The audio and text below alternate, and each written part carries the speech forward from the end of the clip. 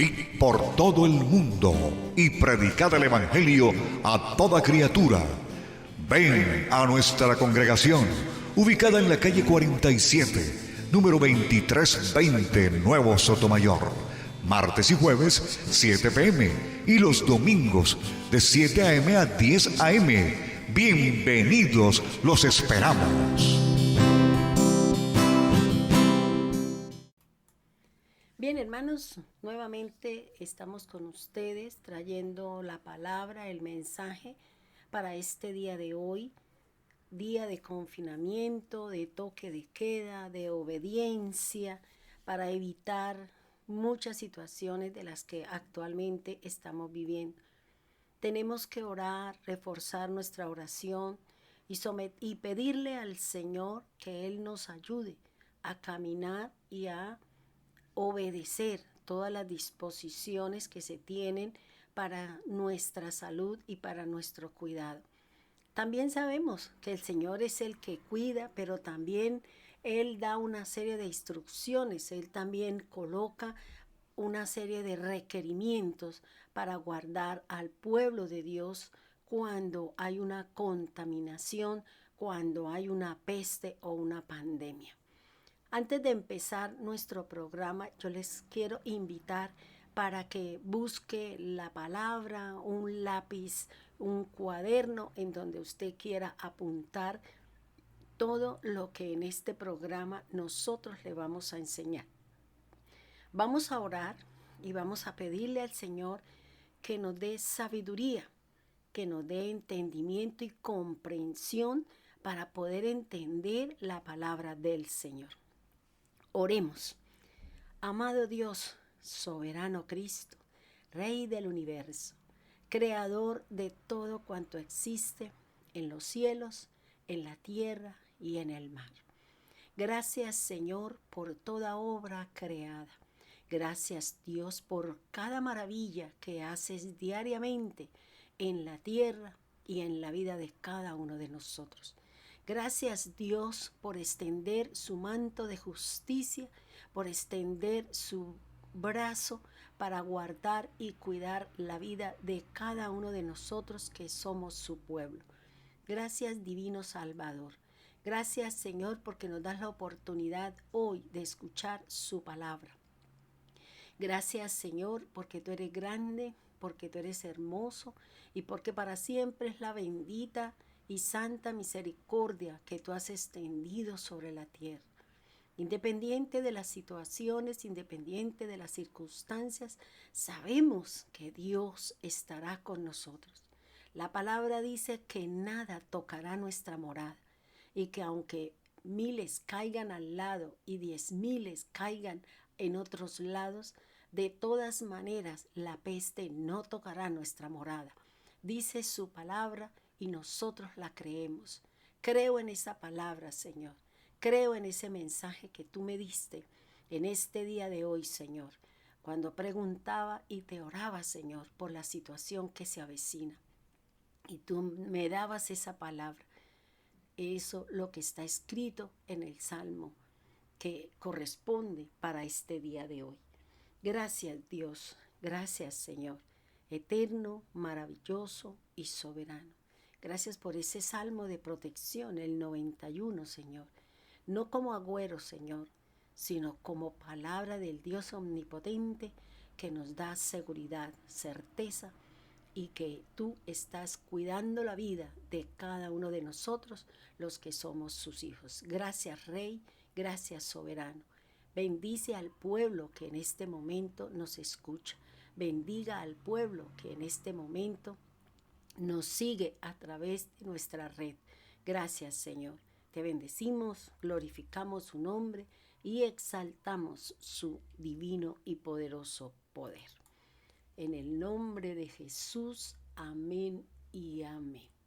Bien, hermanos, una vez más estamos con ustedes trayendo el mensaje, la palabra, la instrucción de lo que Dios a cada uno de nosotros nos ha venido dando.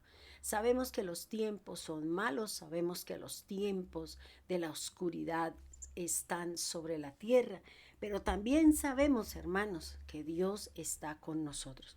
que Dios nos ha venido acompañando, que Dios está como esa protección. Y ese escudo, esa protección es nuestra fe, porque así lo dice la palabra.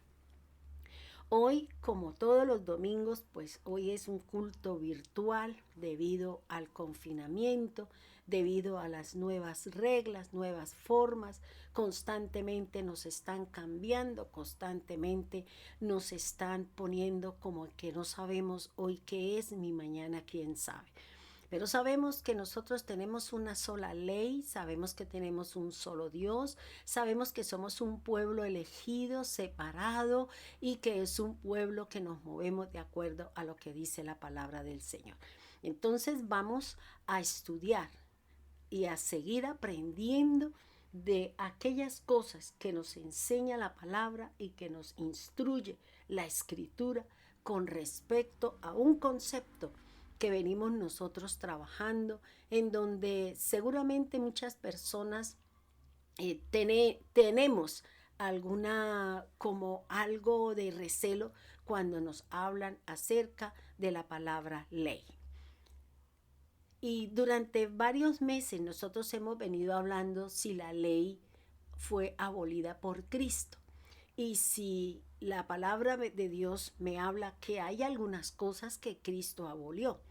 Y por eso nosotros estamos estudiando y aprendiendo qué fue lo que Cristo abolió y qué es lo que todavía tiene vigencia, lo que todavía está en la mesa y en el escritorio del Señor, porque no ha sido archivado, porque no ha sido cumplido. Nosotros estamos trabajando sobre 2 citas bíblicas.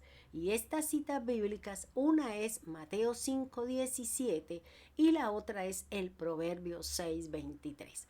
Dice así, se la voy a leer en 2 versiones que nos hablan y a veces nos dan un poquito más de claridad cuando tenemos esta situación. Dice, no penséis que he venido para abrogar la ley o los profetas.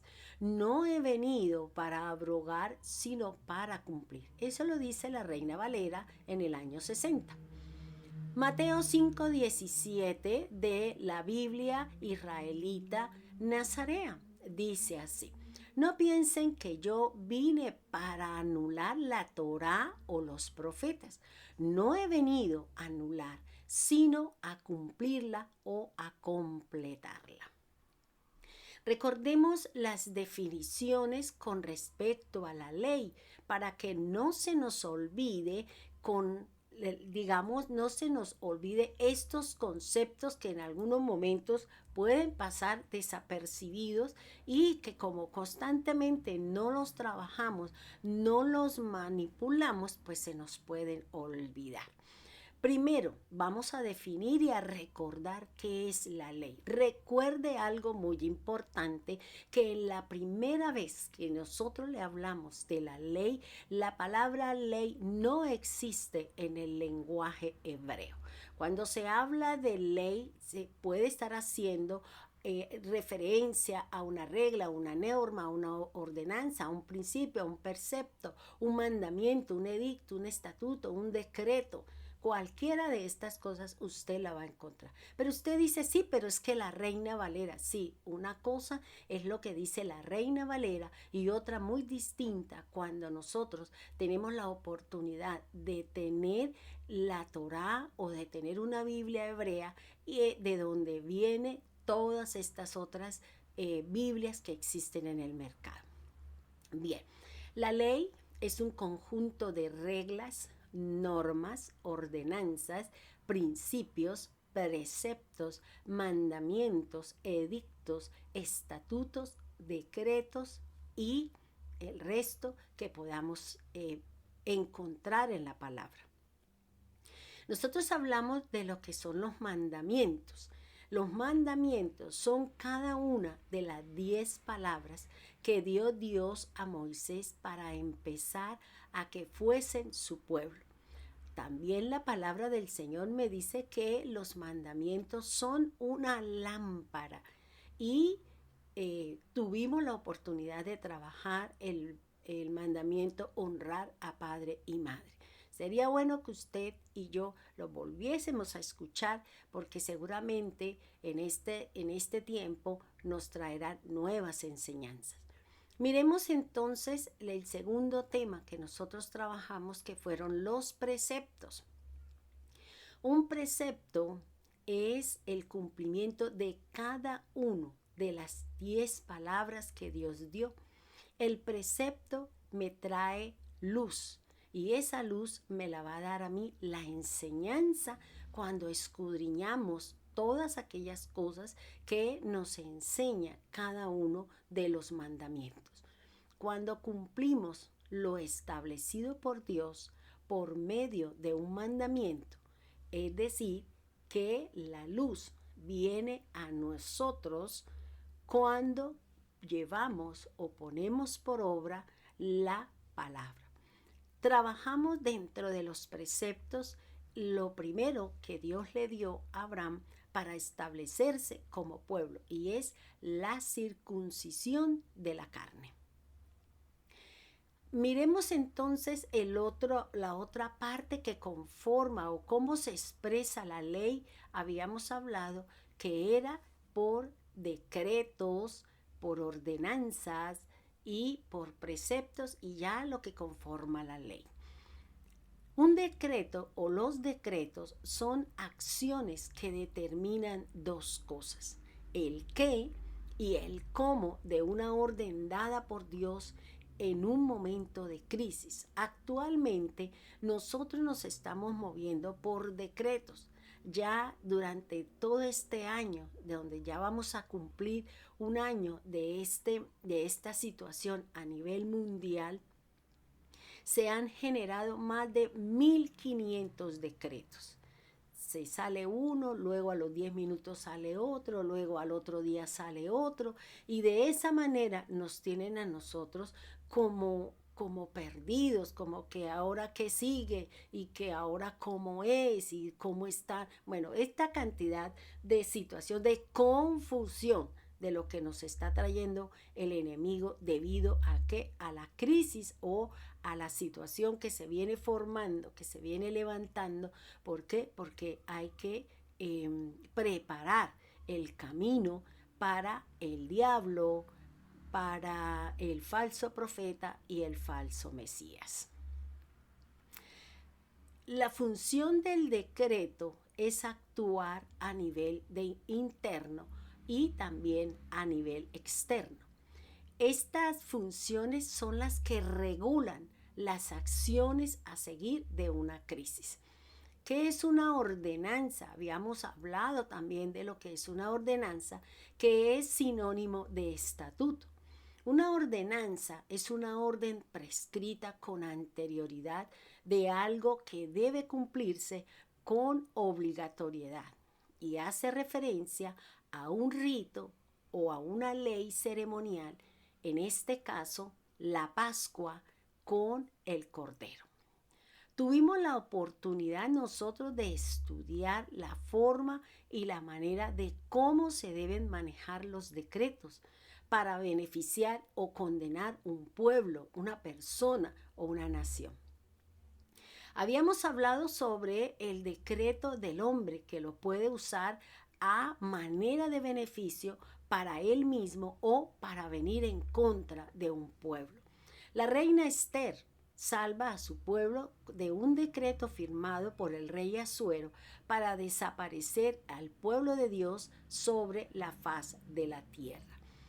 Ahora, nosotros estamos mirando y estamos analizando los decretos abolidos por Cristo.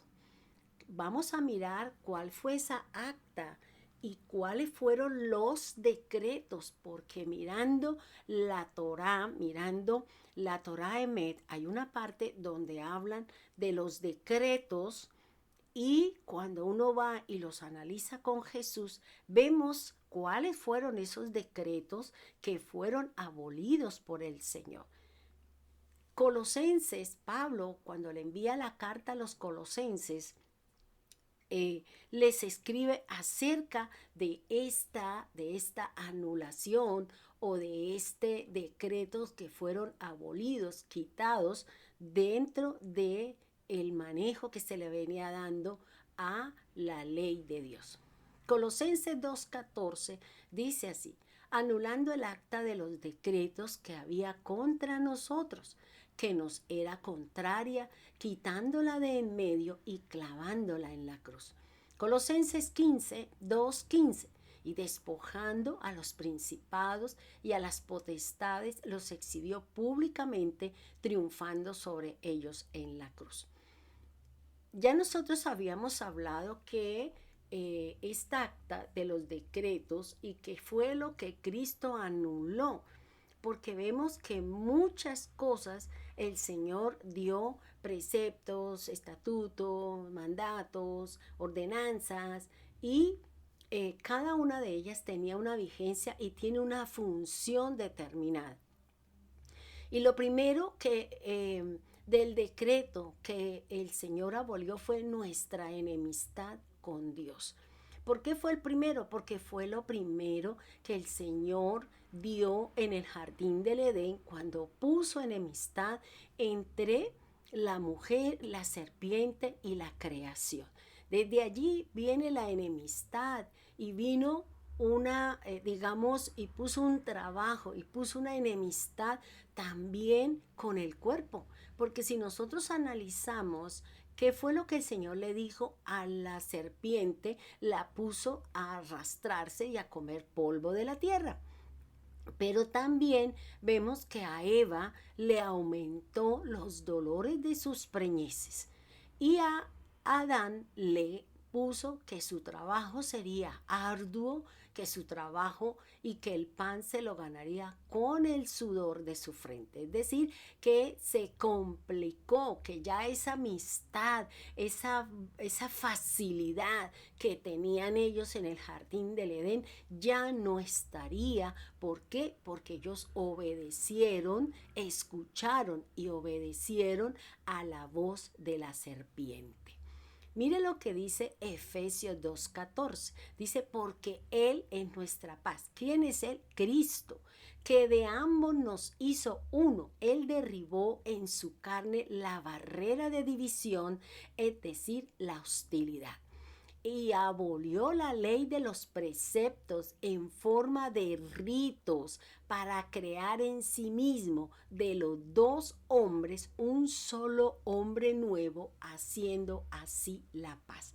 También reconcilió con Elohim a ambos en un solo cuerpo por medio del madero, dando muerte en a la enemistad. Y vino y anunció la buena nueva noticia: paz para ustedes que estaban lejos y paz para los que estaban cerca. Entonces fíjese que aquí Pablo nos hace el concepto, nos enseña que él trajo paz, que esa división que hubo entre Dios y nosotros y la creación la derribó. O sea, ¿cuál es la separación? ¿De qué nos está hablando aquí Pablo? La separación es las obras de la carne. La carne es lo que me separa a mí de Dios. La carne, los ojos y mi vida. En algunos momentos tenemos enemistad con Dios. ¿Por qué? Porque nosotros nos dejamos llevar por nuestra carne, y los deseos de la carne es lo que me divide a mí con Dios. Fíjese que también dice que él abolió preceptos en forma de ritos, y para eliminar esa, digamos, como esa separación o como una falsa unión entre Dios y nosotros a través de los rituales, porque el ritual se hacía, pero por momentos servía y después ya no servía. Luego el Señor puso algo que en una forma no tenía tanta validez para estar plenos y completos en Él. También dice que nos reconcilió con Elohim, que ya no somos dos, ahora somos uno, por medio de la obra de Cristo en el madero. Con esta obra de Cristo en el madero quita la enemistad y anuncia la buena nueva para ustedes, es decir, para los que estaban lejos y para los que estaban cerca.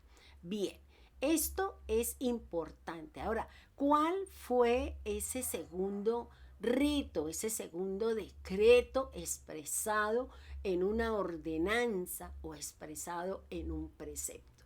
Hoy vamos a trabajar algo que me pareció fantástico, que me parece muy bonito, muy agradable y muy edificante. Y esto nos ayuda a nosotros a pensar que nada de lo que hay en el Nuevo Testamento se podría dar si no estuviese en el Antiguo Pacto. Esto es lo que llaman los judíos la justaposición. En una Biblia que tengo hebrea y en español hacen esta referencia. Y yo en algunos momentos le he dicho a ustedes que yo hace muchos años Dios me había dado un sueño y en el sueño me daba una palabra grande, inmensa y esa palabra era la justaposición. La justaposición es lo que hace coincidir algo con otra cosa, es decir, que lo que está en el antiguo tiene que estar en el nuevo y lo que está en el nuevo tiene que estar en el antiguo. Si no se da esa justaposición, si no se da ese paralelismo, esa similitud, esa semejanza, no es del Señor. Yo no puedo hablar cosas que no están escritas en la Biblia, que no puedo hablar nada que no esté escrito. Y hoy en día ese es el problema que tiene la iglesia del Señor. Se están hablando de palabras que no existen en la Biblia, como avivamiento, se habla de empoderamiento, se habla de una cantidad de cosas que no son el lenguaje del Señor, sino que al igual que muchos judíos y muchos sabios le agregaron a la ley de Dios algunos rituales, pues hoy en día muchos predicadores, sean femeninos o masculinos, le han agregado a la palabra cosas que no están escritas. Yo quiero invitarles a que vayamos a la palabra del Señor. El sacrificio o el segundo ritual del que el Señor nos habla es el rito de la purificación.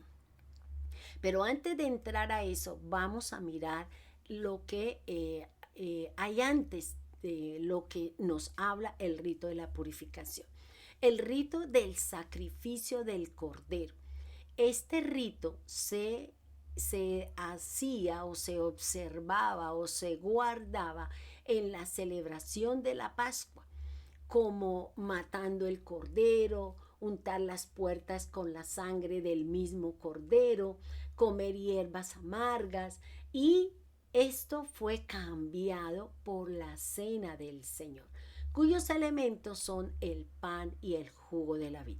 Vamos a leer lo que dice aquí, Mateo 26:26, dice así: mientras ellos comían, Yahshua tomó pan y dijo la bendición, lo partió y lo dio. Y sus discípulos, y dijo: tengan, coman, esto es mi cuerpo. También cogió una copa y después de dar gracias se la dio a ellos, diciendo: beban de ella todos. Mateo 26:28 dice: porque esto es mi sangre de la alianza, la cual se derrama para el perdón de los pecados de muchos. Pues le digo que desde ahora no beberé más de este fruto de la vid hasta aquel día en que lo beba nuevo con ustedes en el reino de mi Padre. Ahora, fíjense que aquí el Señor también abolió este segundo decreto, este segundo ritual, y era que antiguamente se celebraba la Pascua como reconocimiento de el Mesías, como salida, como el estilo de una nueva vida. Todo eso es lo que hace referencia al segundo decreto o a la segunda ritual, porque recuerde que estamos hablando de los decretos expresados en rituales. Entonces aquí nos está hablando la palabra que nosotros, o que Cristo mejor, cambió este ritual de matar cordero y todo esto lo cambió por la cena. Y esta cena tiene nuevos elementos y es el pan y el vino o el jugo o el fruto de la vid, como lo dice la Biblia israelita nazarea. Ahora, hay algo muy importante. Fíjese que el Señor está hablando de que el pan es su cuerpo, el pan es su palabra. No es tanto el que nosotros nos comamos un pedazo de pan sin levadura asado como un ritual, sino es la palabra, porque al final nosotros nos comemos el pan y seguramente saldrá por la letrina. Pero lo que el Señor está haciendo referencia es que es la palabra la que tiene que quedar en el corazón. Y es la palabra de Dios y es el fruto de la vid que nos representa la sangre de Jesús. Es decir, que lo importante para nosotros es la palabra y también es la sangre, es el valor que tiene el sacrificio, es el valor que tiene esta obra del Señor. Entonces es importante que nosotros cuando hagamos esta ordenanza, porque es una ordenanza de Jesús para hacer memoria, pero no tanto el comer el pan o el beber de la copa, sino es la parte espiritual que representa el estar y el permanecer con el Señor. Hablemos entonces del tercer ritual o del tercer decreto que el Señor vino y abolió con respecto al acta que fue dejada allí en el madero para que hoy nosotros tengamos una actitud, tengamos un comportamiento diferente con respecto a ¿qué? Con respecto a la obra del Señor. El tercer ritual que el Señor abolió, que fue clavado en la cruz, que fue exhibido públicamente, porque un decreto dice publíquese y cúmplase. Entonces el Señor lo exhibió y cuando ya lo hizo, se cumplió.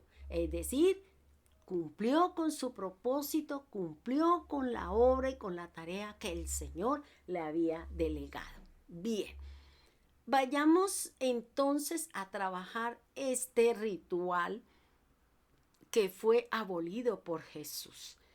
Es el rito de la purificación de las contaminaciones. Ahora, cuando el pueblo de Dios sale de Egipto, va rumbo hacia la tierra prometida que Dios les había dado desde los tiempos de Abraham. En el camino, en el desierto, iban aprendiendo las normas, las reglas, los decretos y todo según la situación que se iban presentando, Dios le iba diciendo, esto es lo que tienen que hacer, esto lo pueden hacer, esto sí lo tienen que hacer. Entonces, dependiendo del camino, dependiendo de las situaciones que se iban presentando, Dios iba entregando, Dios daba a conocer qué era lo que Él quería, cómo quería que se corrigieran el comportamiento, la conducta y todas aquellas cosas que aprendimos en el mundo. Entonces, Dios le entrega una serie de normas y reglas al pueblo, pero se los da a Moisés, para que estas leyes o estas normas o estas reglas o estos decretos sirvieran como base para formar el comportamiento del pueblo de Dios y que se les daría a conocer a nosotros los gentiles de parte de los hebreos y que nosotros pudiésemos llegar a conocer el gran poder de Dios mediante el pueblo que había sido elegido. Ahora, este tema lo desarrollé basado en alguna bibliografía, algunos libros que me sirvieron a mí de base para desarrollar este tema. En cuanto a la bibliografía, ya les he dicho la Torá Emet, el diccionario Vine, diccionario expositivo del Nuevo y el Antiguo Pacto, la Biblia hebrea Kadosh, la Biblia Reina Valera versión 60 y la Biblia israelita Nazarea. Comencemos entonces nosotros con el rito de ¿qué? De la purificación. Cada vez que el pueblo cometía una falla o una falta contra Dios, contra el prójimo o hacia sí mismo, Dios empezaba a establecer unos rituales o unas normas o unas sentencias para que el pueblo pusiera o existiera la paz. Recuerde que dice que Él vino a hacer la paz, pero con nosotros. Pero también vino, Él dice, yo no vine a hacer paz, yo no vine a esto, pero Él sí vino a nosotros a hacernos paz, pero para con Dios.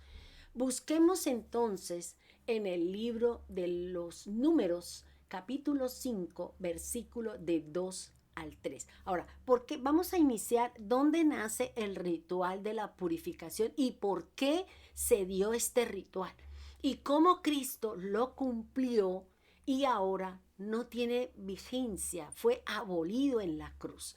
Busquemos entonces, vuelvo y le repito, el libro de Números 5, capítulo 5, versículos 2 y 3. Hashem le habló a Moisés diciendo: ordena a los israelitas que hagan salir del campamento.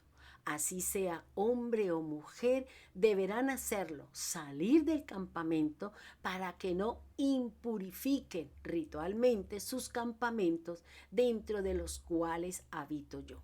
Y así hicieron los israelitas, hicieron salir a esa gente del campamento, tal como Hashem le ordenara a Moshe, exactamente así lo hicieron los israelitas. Ahora, pero ¿por qué el Señor le dice que tienen que salir del campamento? Pero ¿quiénes son los que tienen que salir del campamento? Dice la palabra todo afectado por lepra, y eso está en Levítico 13 del 1 al 46.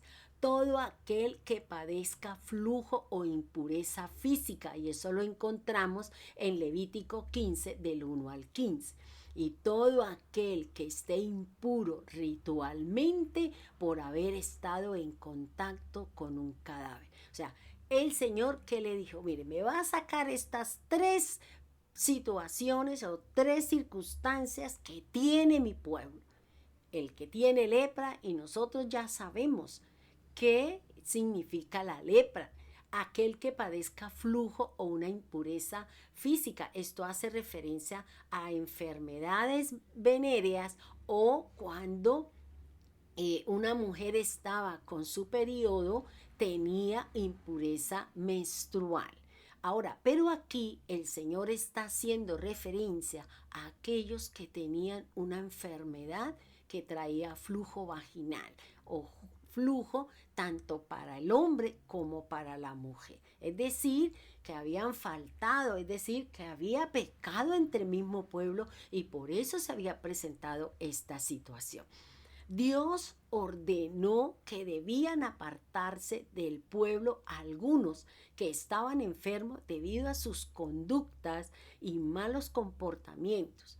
Pero ¿por qué Dios los sacó? Era para evitar contaminaciones o contagios en todo el pueblo y que el pueblo de Dios desapareciera en el desierto debido a ¿qué? A la enfermedad que se podía propagar. Así como a nosotros nos tienen guardados, nos tienen en la casa, algunos salen debido a sus situaciones, otros estamos aquí tratando de cumplir lo que ha establecido. ¿Por qué? Para evitar contagios, para evitar. Fíjense que aquí el Señor dice, saquen los enfermos y dejen dentro del pueblo los sanos. Y aquí nosotros estamos, los sanos estamos guardados y los enfermos están allá en el hospital o están puestos en cuarentena en algunas situaciones. Bien, ahora, Dios, cuando en medio de su pueblo se presentan inconvenientes, se presentan situaciones, se presentan enfermedades, Dios, el actuar de Dios siempre va a ser, es separar lo que no es de lo que es. Él separó la luz de las tinieblas. Él separó el día de la noche. Él separó las aguas de arriba de las aguas de abajo. Entonces Dios siempre va a hacer esta separación. Dios sacó aparte los enfermos y aparte a su pueblo para evitar contagios, para evitar que se propagara todas estas situaciones en medio del pueblo. Jesús nos dice que Él vino por los enfermos y no por los sanos, porque los sanos no tienen necesidad de médico. Dios inicia su trato con los enfermos, entregando una serie de instrucciones para aquellos que estaban enfermos y que no podían y que seguramente podían contaminar a un pueblo. Entonces, ¿cuáles son esas instrucciones que Dios le da a Moisés para que se cumpla dentro del pueblo? Primero dice, separe del pueblo al sano, del sano al enfermo. Sáquelo, sepárelo, póngalo fuera. Lleve al enfermo fuera del campamento. Entonces, Dios ordena a Moisés que separe a los sanos de los enfermos de lepra. Recordemos que la lepra se da debido a la murmuración y de pronto en su mente, en este momento, usted le puede estar llegando la lepra de María.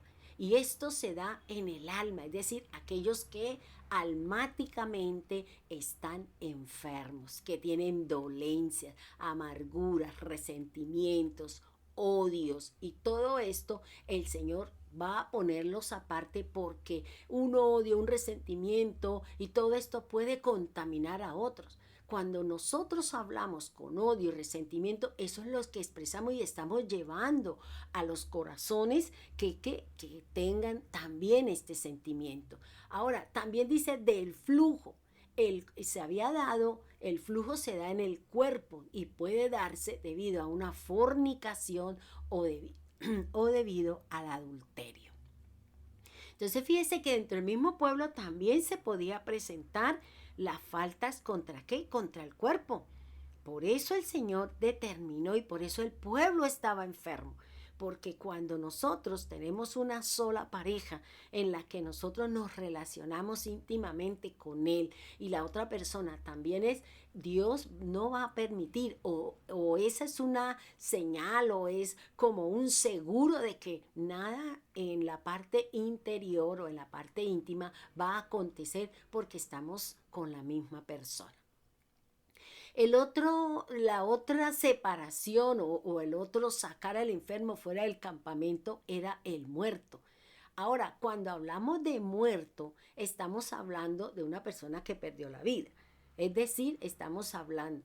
Pero aquí lo que nos hace referencia es el muerto espiritualmente. Aquí podemos hablarlo, o sea, en el Antiguo Testamento nosotros vemos que las cosas eran físicas, pero esto hace referencia en el plano espiritual. Entonces, la lepra hace referencia al alma, el flujo hace referencia al cuerpo y el muerto hace referencia con el espíritu.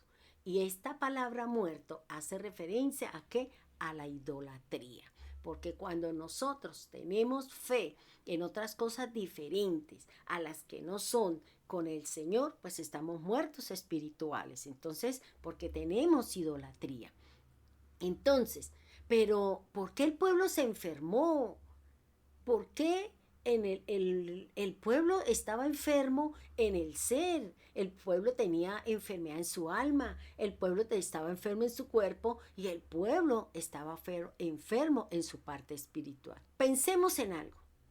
Si todo el pueblo iba como uno solo habían realizado los rituales de la sangre en los dinteles de las puertas, en el poste de la casa, comieron la Pascua y además todos fueron bautizados en la nube, en el mar y con el fuego de la noche, entonces, ¿por qué el pueblo se enfermó?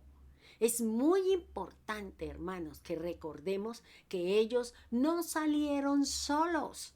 Dice la palabra de Dios que muchos extranjeros fueron con ellos y que los llevaron a rebelarse contra el líder y el plan de Dios. Entonces, fíjese, por tal motivo, el pueblo se enfermó porque se unieron con yugo desigual. El pueblo no debe unirse en yugo desigual con la incredulidad, con las tinieblas, con los que practican pecado. Yo no puedo hacer una unión con ellos que practican o que no profesan la misma fe.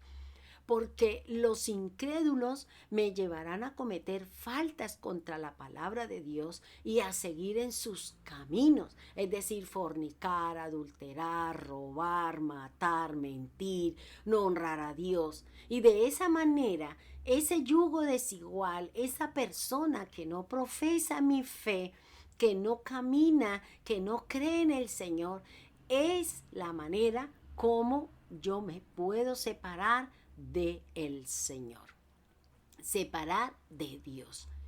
El pueblo de Dios se encontraba enfermo. Por tal motivo, Dios establece el ritual de purificación. Una de las características de Dios es que Él no quiere que la gente esté enfermo. Él quiere que todos se salven. Él quiere que todos lleguen a la plenitud de Cristo. Pero no todos lo quieren hacer porque le llama más la atención las cosas de la carne, porque le llama más la atención otro tipo de cosas y no la espiritualidad que nos da el Señor. Miremos entonces lo que nos enseña el Números 19 del 1 al 2. Habíamos hablado de Números 5 del versículo 2 al 3, en donde se estaba diciendo por qué Dios tenía que empezar a establecer el ritual de la purificación, porque el pueblo estaba enfermo.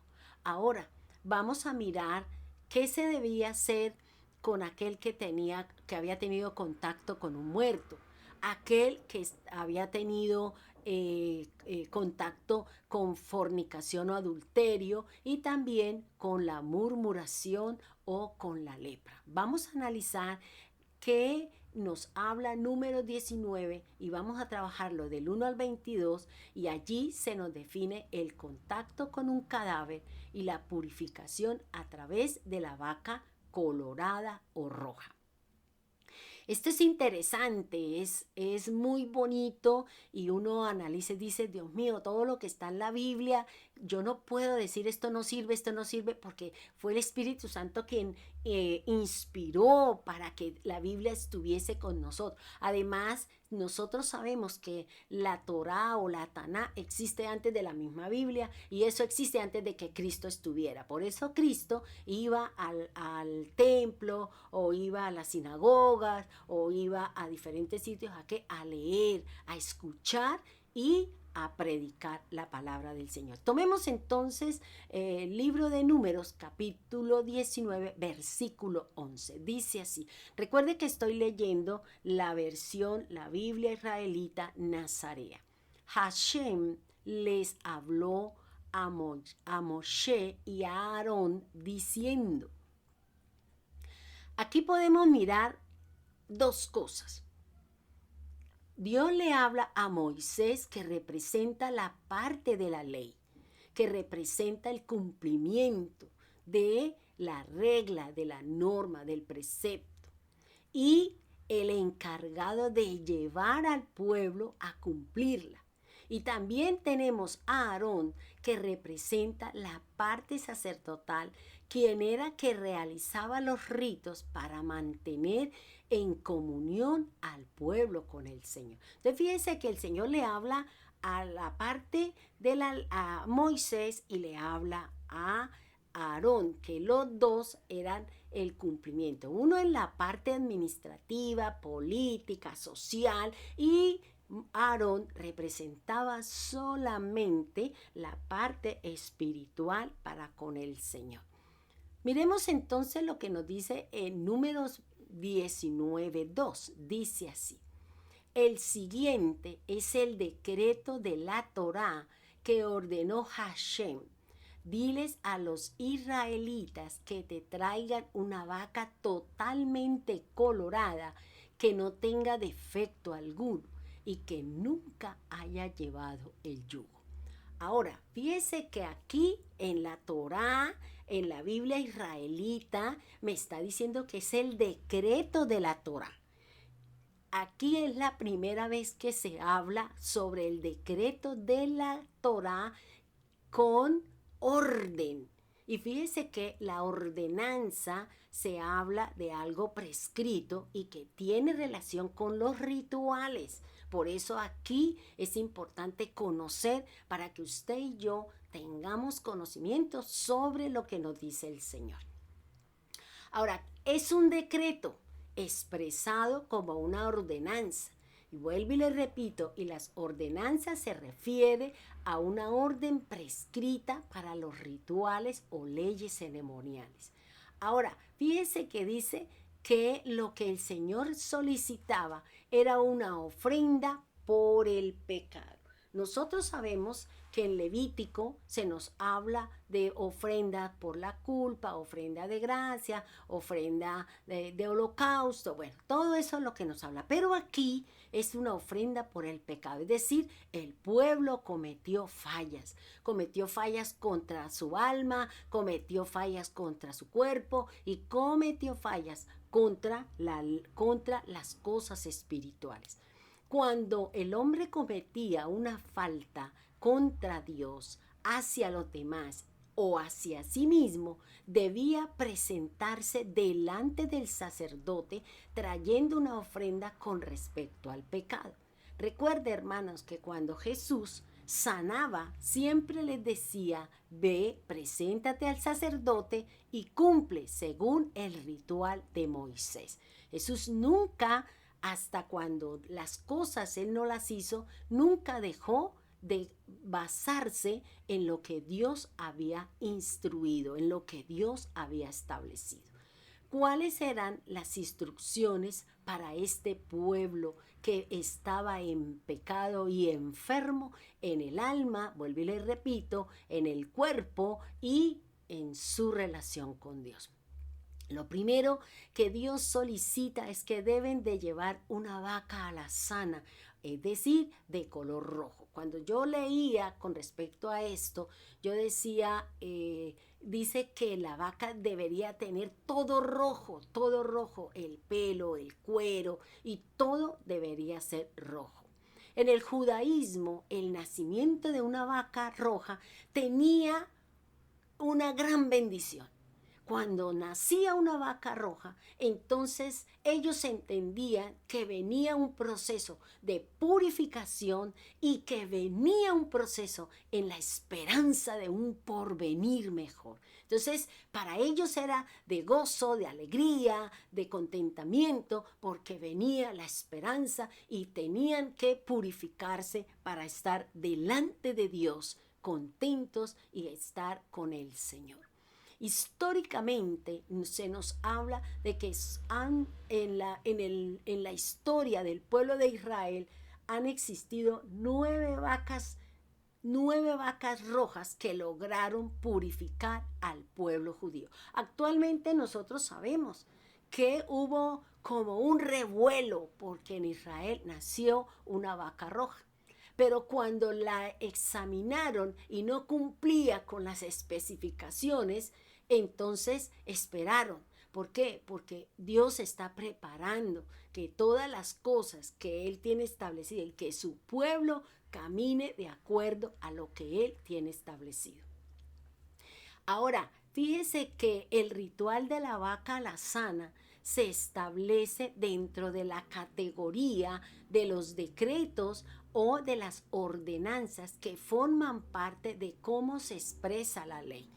El ritual de la vaca lazana se pide debido a la incapacidad del hombre de obedecer y de comprender los designios de Dios en el hombre y su conducta.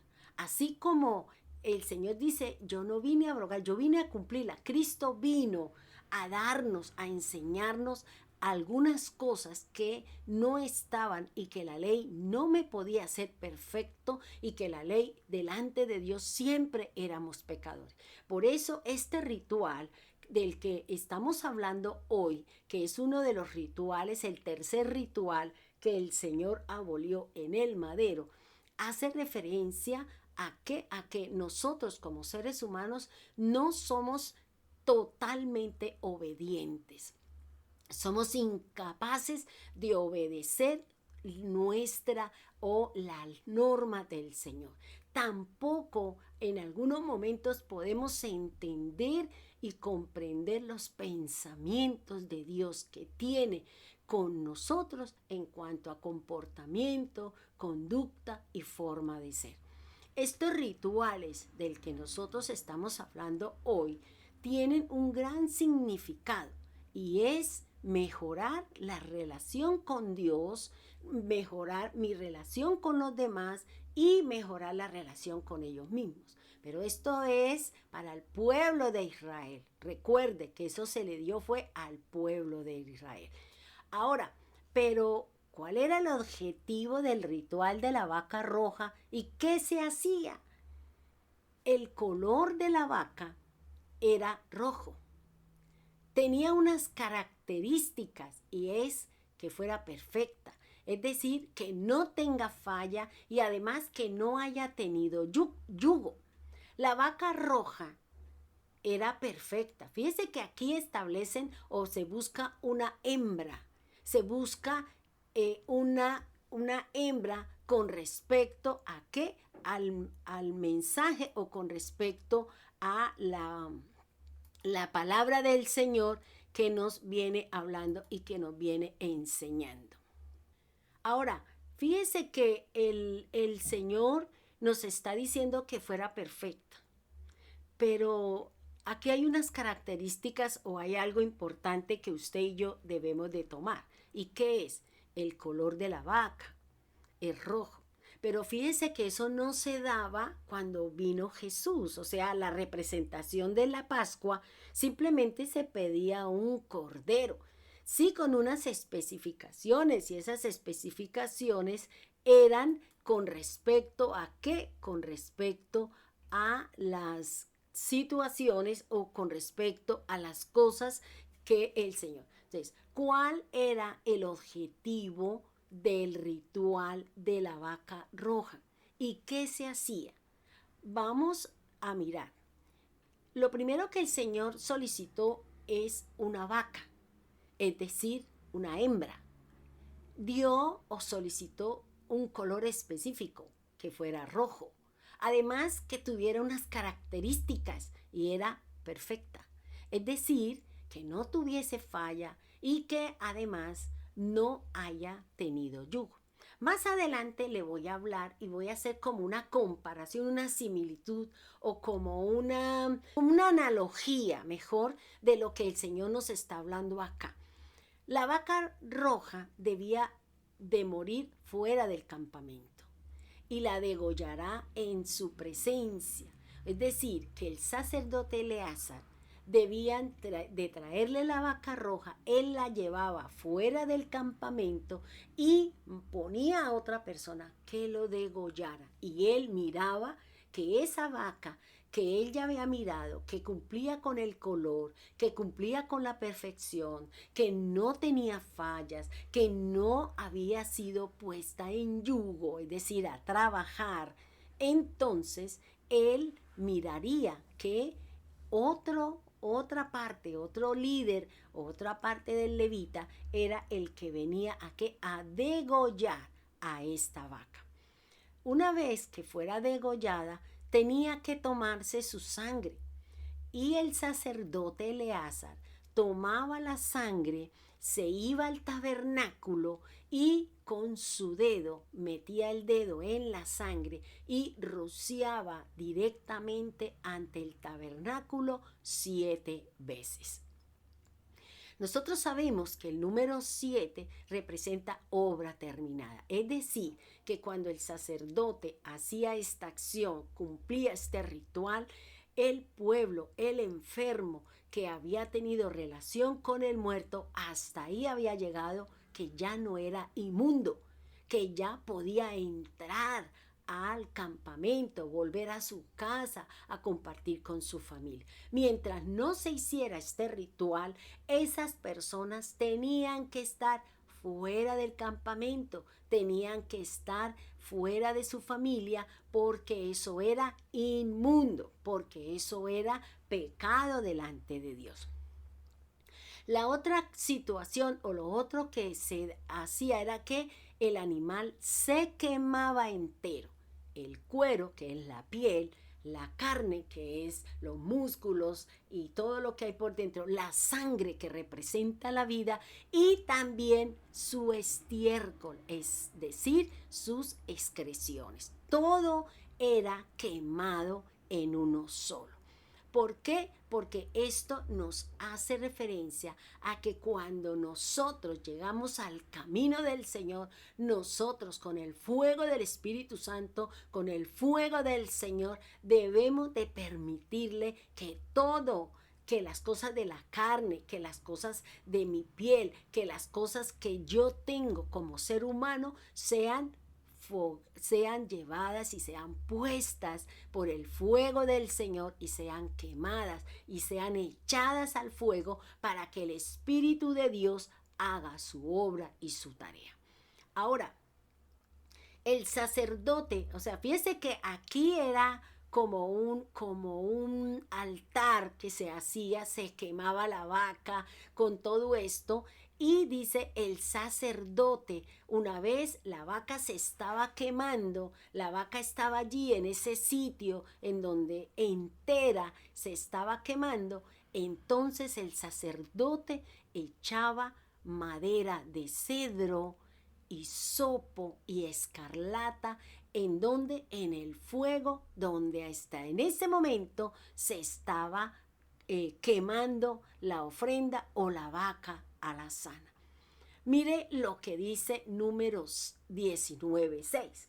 Se dice que el sacerdote toma 3 cosas y las echa en el sitio del fuego donde arde la vaca, y estos elementos son la madera de cedro, el hisopo y la escarlata. Miremos qué simbolizan estos 3 elementos que fueron anexados a la vaca alazana o roja que Dios había solicitado. La madera de cedro, sabemos que la madera representa la humanidad. El cedro representa o simboliza el exceso de altanería. Este hábito no es bueno, por eso debemos deshacernos de esta altanería, de esta soberbia, de este orgullo, de esta jactancia, y poniéndolos al fuego consumidor, purificador, que representa la palabra en algunos momentos.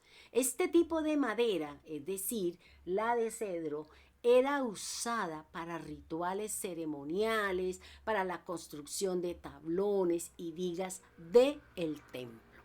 Cuando es sometida, es decir, cuando la madera de cedro es sometida al fuego, entonces cuando la madera se viene consumiendo, la madera se viene ardiendo, sucede algo especial. Y es que esta madera sale un olor agradable a perfume. Entonces fíjese lo que el Señor nos está enseñando.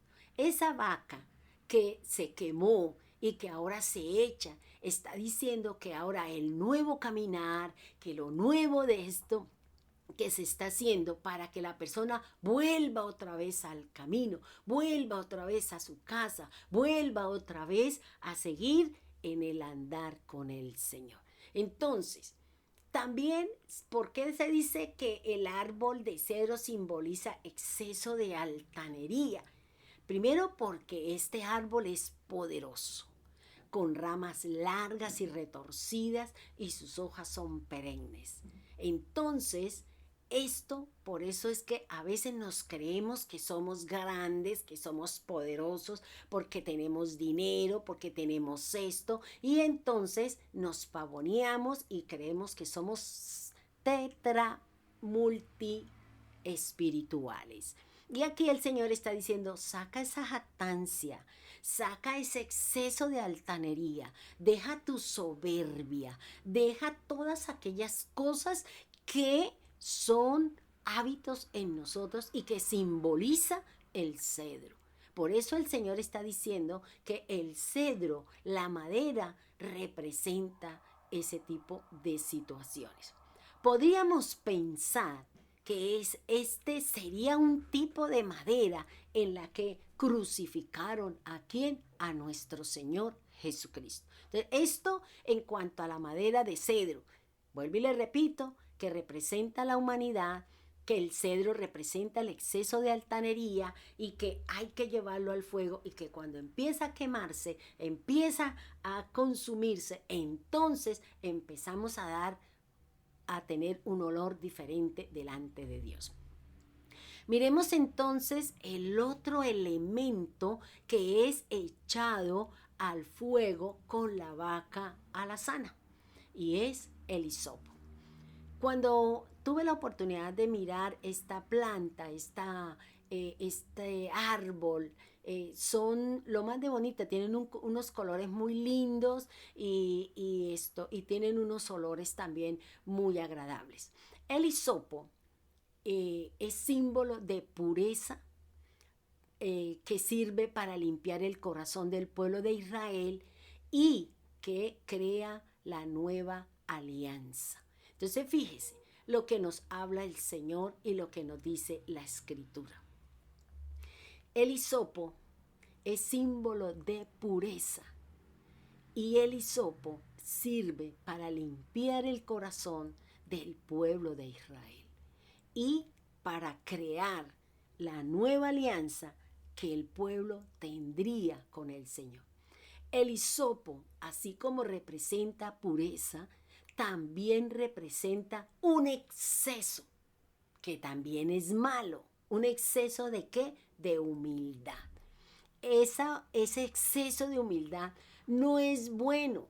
Por tanto, también tiene que ponerse al fuego para que el Señor nos coloque o nos ponga en esa condición de humildad, porque a veces la gente cree que humildad es dejarse hacer todo lo que quiere, que el mundo los coja a palo, que la gente, no, la humildad ya habíamos hablado como el primer requisito o como el primer paso de crecimiento espiritual que hace referencia a las bienaventuranzas que nos da el Señor. Y la humildad es el reconocer que necesito de Dios. Entonces, no es buena tanta humildad. ¿Por qué? Porque aquí el hisopo tiene esta representación.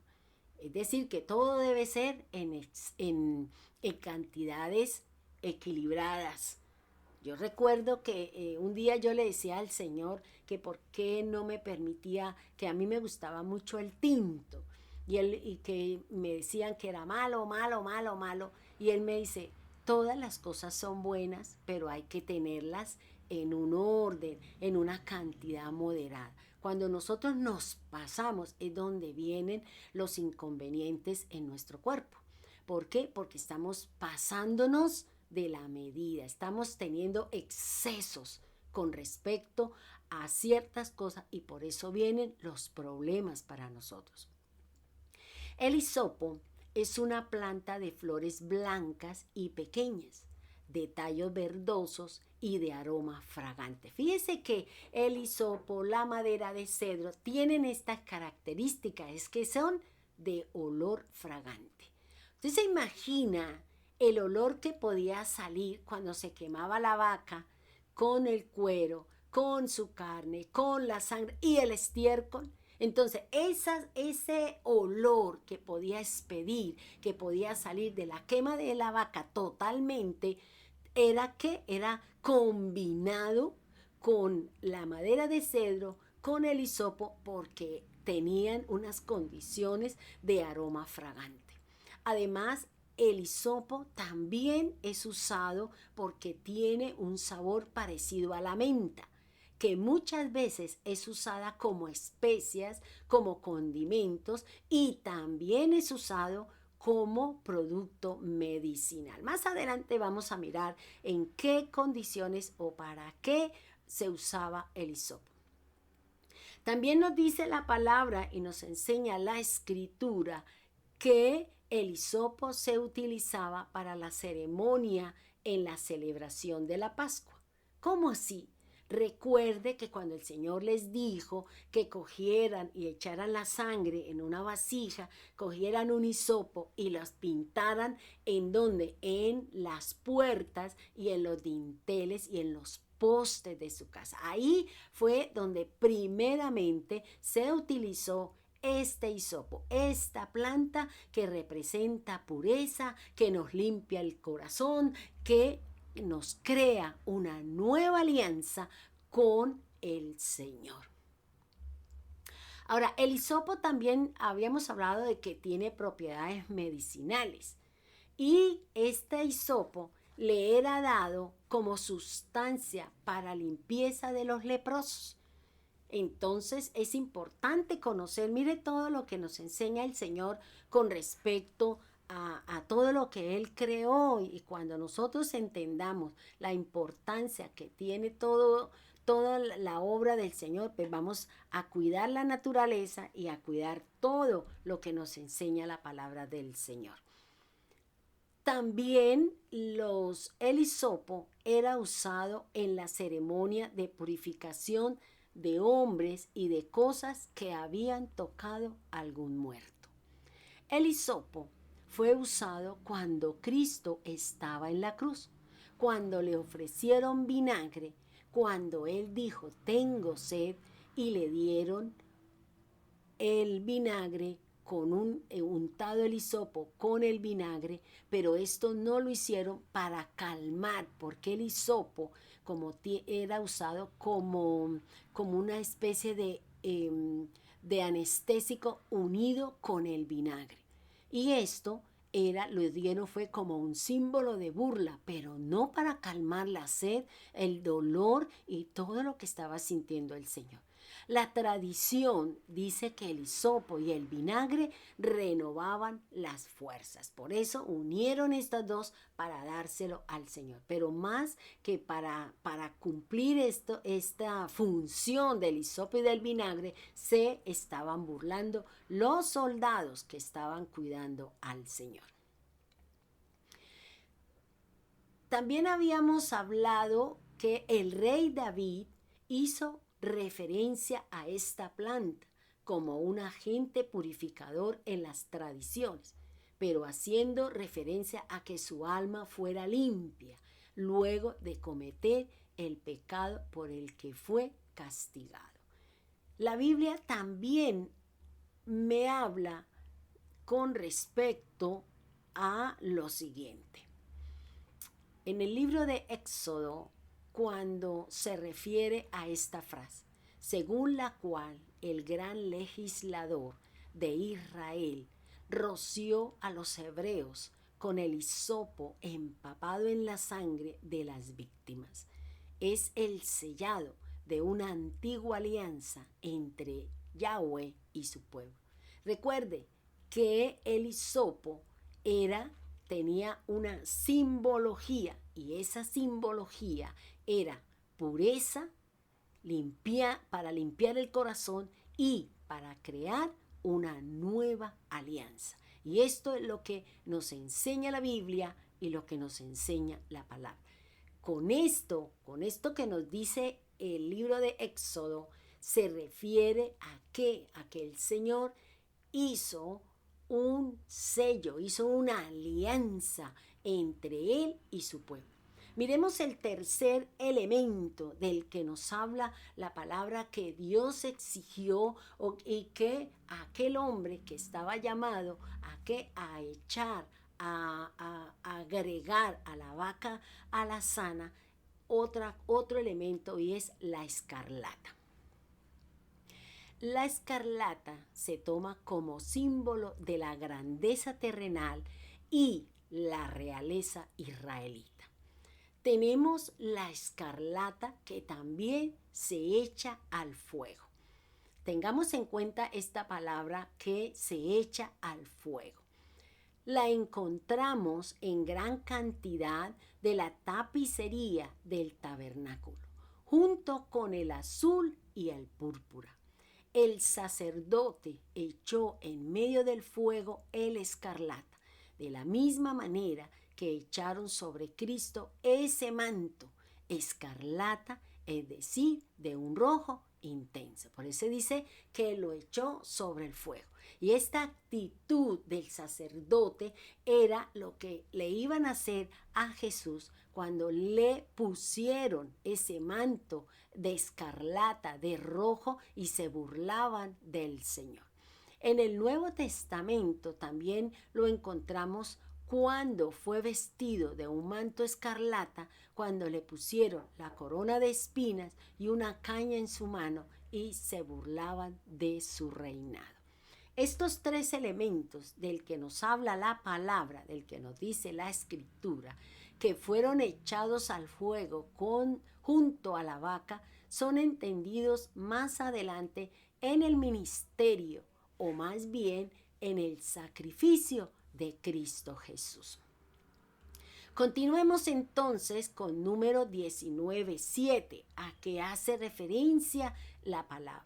El sacerdote lavará luego sus vestidos, lavará también su cuerpo con agua y después entrará en el campamento y será inmundo el sacerdote hasta la noche.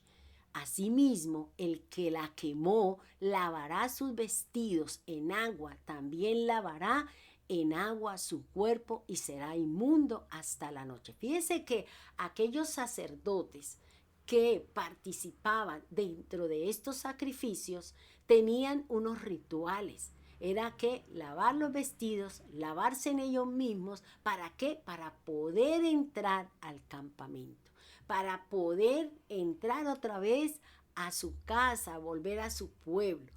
Y mientras tanto, tenían que esperar a que en la noche, ya que empezaba el nuevo día, según los judíos, dejarían de estar inmundos. Así como el que lo mató, el que la quemó, tenían el mismo ritual. Lavar sus vestidos en agua y también lavar su cuerpo y esperarse fuera del campamento hasta que llegara la noche para entrar ¿en qué? Nuevamente a pertenecer al pueblo del Señor o hacer presencia en el pueblo. Ahora, en el número 19:9 nos habla de la siguiente manera. Un hombre puro deberá recoger las cenizas de la vaca y deberá depositarlas fuera del campamento, en un lugar puro, y serán conservadas para la comunidad israelita, para disolver en agua, para salpicar como medio de purificación. O sea, aquí el Señor está diciendo que el hombre que iba a ¿qué? A recoger. Fíjese que uno era el sacerdote, que uno era el que lo mataba, otro era el que lo quemaba, y ahora era otro que venía a recoger la ceniza, es decir, todo lo que había quedado de la vaca, del hisopo, de la madera y de la escarlata. Todo eso se volvía unas cenizas. Y este hombre del que nos dice puro es ritualmente.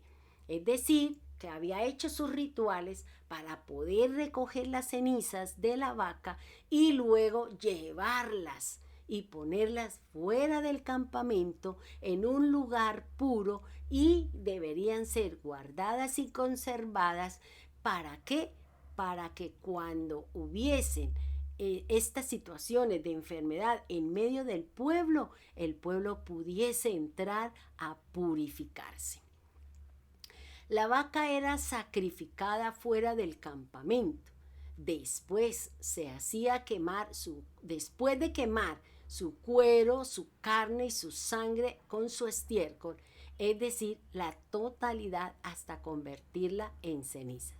Cuando se recogían las cenizas, debían sacarlas del campamento, colocarlas en un lugar puro y limpio, porque servirían cuando el pueblo de Israel hubiese cometido pecado. Ahora, dice echarle en las aguas corrientes, y así se quitará el pecado de Israel cuando hubiesen tenido contacto con un muerto. Este era el rito para el agua de la purificación. Era el tocar un cadáver, simbolizaba corrupción y el pecado. Entonces fíjese que aquí el Señor, todo este ritual, todas estas situaciones que el pueblo estaba teniendo, Dios le había dado la oportunidad de limpiarse, de que siguieran dentro del pueblo, que se mantuvieran dentro de los parámetros que Dios había dado. Entonces, este ritual de la vaca, de estos tres elementos, eran para usarlos en las aguas de la purificación. Ahora, también, vuelvo y les repito, que estamos hablando sobre el ritual cuando una persona había tenido contacto con un muerto. De pronto dice la Biblia que si la persona murió al lado o que si usted fue y visitó a un muerto, entonces por eso ya había ¿qué? Corrupción y pecado, porque tocar a un muerto simbolizaba la corrupción y el pecado. Cuando se usaban las cenizas, una persona limpia mezclaba las cenizas en una vasija con agua corriente, es decir, de río, mojando después un hisopo con ella y rociaba con esta mezcla la persona, la tienda, etcétera, que estuviera contaminada. Mire estas dos cosas que hay acá. Una cosa era cuando se sacaba la sangre, que el sacerdote tenía que ir al tabernáculo y con el dedo coger y untar o rociar 7 veces, y aquí estas cenizas se debían usar era cuando la persona había tenido contacto con un muerto. Entonces, ¿qué hacía el sacerdote? Preparaba en aguas corrientes, en aguas limpias, y luego le echaba las cenizas de la vaca alazana y con un hisopo lo untaba, lo metía en la vasija y con eso rociaba a la persona, a la tienda en donde había muerte. Esa era la forma de cómo purificar la persona, la tienda o el pueblo que había tenido contacto con la muerte. Esas cenizas mezcladas con agua componían el agua de la purificación. Y el agua de la purificación era el agua de la separación o el agua de la purificación del pecado. Veamos entonces qué relación tiene este ritual con el Mesías. Ya nosotros vimos todo lo que nos habla aquí la palabra, todo lo que nos dice el Señor en la Escritura y todo lo que nos habla la misma palabra del Señor con respecto a la purificación de aquel que había tenido un contacto con un muerto. El pueblo de Israel en el desierto se contaminó con conductas y comportamientos inapropiados. Y por tal motivo Dios mandó hacer un ritual con la vaca y quemarla hasta hacer las cenizas. Y luego mezclarlas con agua y luego el pecador podía bañarse para quitarse la contaminación que había tenido por muerto. Esto es, vuelvo y le repito, lo que significa las aguas de purificación. En el nuevo pacto tenemos que Cristo también cumplió Cristo también le fueron, Esto se hacía cuando las personas estaban en pecado, pero resulta que Cristo también recibió y también le ungieron los pies, pero no con agua. ¿Por qué? Porque Cristo no caminaba en pecado, porque Cristo era obediente a la palabra de Dios, porque Cristo era diferente. Cristo representaba la salvación, representaba la vida, representaba el perdón, representaba todo. Por eso, aquel hombre, cuando invitó al Señor a su casa a comer, dice que la palabra del Señor nos dice que a Cristo le ungieron los pies. Pero no fue con agua, sino con nardo puro, porque su caminar era sin pecado y sin contaminación. Cuando María ungió sus pies, lo hizo con un perfume de alto precio y su olor llenó toda la casa. Esto nos indica el caminar limpio y puro de Cristo sobre la tierra. Fíjense que en la contaminación o en el ritual de la vaca sana, dice que llevaban estos elementos que traían olor agradable. Aquí la mujer también trajo nardo puro, es decir, perfume. ¿Para qué? Para ungir los pies del Señor, porque el caminar del Señor era limpio y puro. Cuando hablamos de la palabra camino, podemos referirnos, como ya nosotros lo hemos hablado a través de un mensaje que dimos en la congregación. Cuando hablamos de la palabra camino, es una palabra hebrea que dice derek. Este derek se hace referencia a la forma de ser, a la conducta inmoral o a un comportamiento inadecuado. Es decir, que estamos hablando de los pies. Por eso el Señor fue ungido con perfume y no con agua. Ahora, vayamos al Evangelio de Juan y hagamos una pequeña introducción sobre el tema a tratar en cuanto al lavamiento de los pies de los discípulos. Ahora, dejemos allí el antiguo pacto, la purificación de los inmundos y vayamos ahora, ¿qué es lo que nos está enseñando el Señor con respecto al lavamiento? Porque para ellos se hacía este ritual. Ahora Jesús empieza a enseñarnos, empieza a hacer el lavado, el lavamiento para que nosotros entremos en una nueva forma, en un nuevo camino, en un nuevo estilo de vida. La palabra de Dios, o mejor dicho, Jesús tuvo 4 discursos en su andar en la tierra y vamos a mencionarlos. El primer discurso es el Sermón del Monte. Y ahí encontramos nosotros Mateo 5 al 7. El otro discurso que dio el Señor fueron las parábolas del misterio. Y eso lo encontramos en Mateo 13. También hablamos del sermón que dio Jesús en el Monte de los Olivos. Y eso usted lo puede leer en Mateo 24, 25. O sea, capítulo 24 y capítulo 25. El discurso del Monte Alto es donde lleva a sus discípulos a la celebración de la última Pascua y allí se produce el lavamiento de los pies de sus discípulos y también encontramos la traición de Judas Iscariote. Recuerde que siempre en nuestro caminar vamos a encontrar nuestro opositor. Él cumple su función. Él le obedece a Dios porque el Señor le dijo a él que él sería quien nos pusiera a nosotros y nos agarraría el calcañar. Luego él está cumpliendo su función y nosotros tenemos que cumplir la de nosotros porque a nosotros también se nos ha dado la forma y la manera de cómo podemos defendernos de los ataques del adversario. Ahora, es importante mirar que el Evangelio de Juan se divide en 3 partes.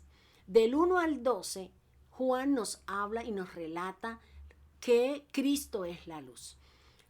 De los capítulos 13 al 17 nos habla del discurso del aposento alto y el capítulo del 18 al 21 se nos habla de la vida y de la muerte de nuestro Señor. Trabajemos entonces con Juan 13, es decir, con el discurso y con lo que sucedió en el aposento alto. Dentro de este capítulo, es decir, el 13, podemos empezar diciendo que Cristo deja su posición de gloria para convertirse en siervo. Nosotros conocemos que la Biblia nos habla en Éxodo, nos habla y nos dice que había unas características para el siervo y que el siervo tendría la posibilidad de ser libre si cumplía ciertos requisitos y él se iba. Pero si el siervo se había enamorado, tenía casa, tenía esposa, tenía familia y él quería ser libre, él era el único que podía salir. Luego, no podía llevarse a su familia. Entonces, si él amaba su casa, amaba su familia, pues él simplemente le decía a su amo que él no quería irse porque amaba a su familia. ¿Y qué hacía el dueño de ese siervo?